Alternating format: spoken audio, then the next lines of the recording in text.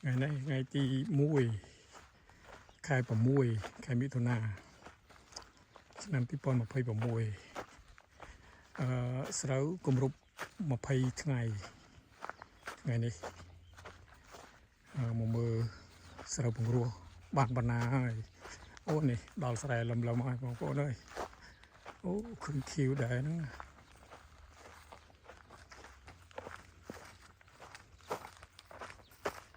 អូនេះ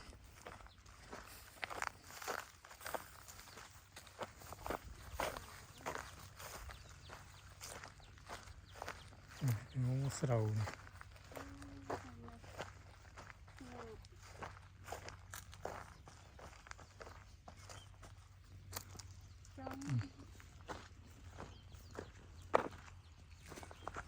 ះស្រូវ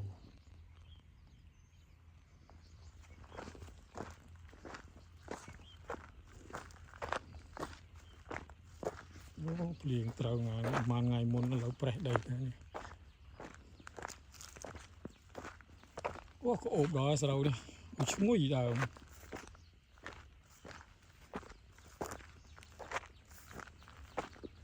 អូបដល់ស្រូវឈ្ងុយដើមអូទឹកក្លុកនេះរីងបាត់ហើយភ្លៀងដែរមួយថ្ងៃអត់ដល់ណាអូឈ្ងុយដល់ឈ្ងុយក្អូបឈ្ងុយស្រូវ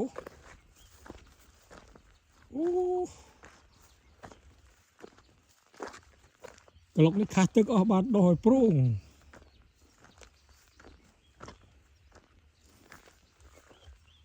នេ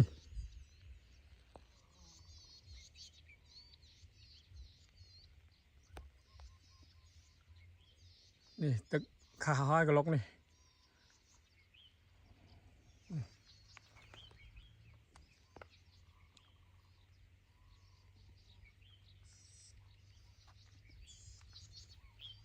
នេះស្រូវអត់មានស្មៅមួយទេនេះអូអត់មានស្មៅអីមកដើមនេះដូចមិនបាច់បាញ់ថ្នាំស្មៅទេមិននេះអូនេះអត់មានស្មៅទេនេះដល់ដើមមកខ្ចីលហូមើល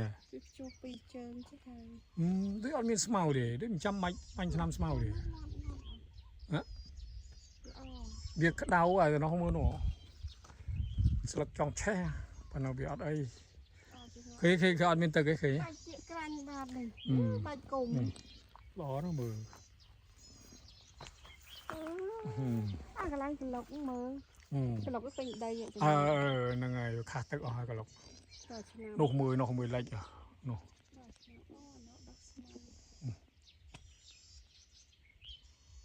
អត់មានស្មៅទេមិនបាច់ចាំបាញ់ថ្នាំ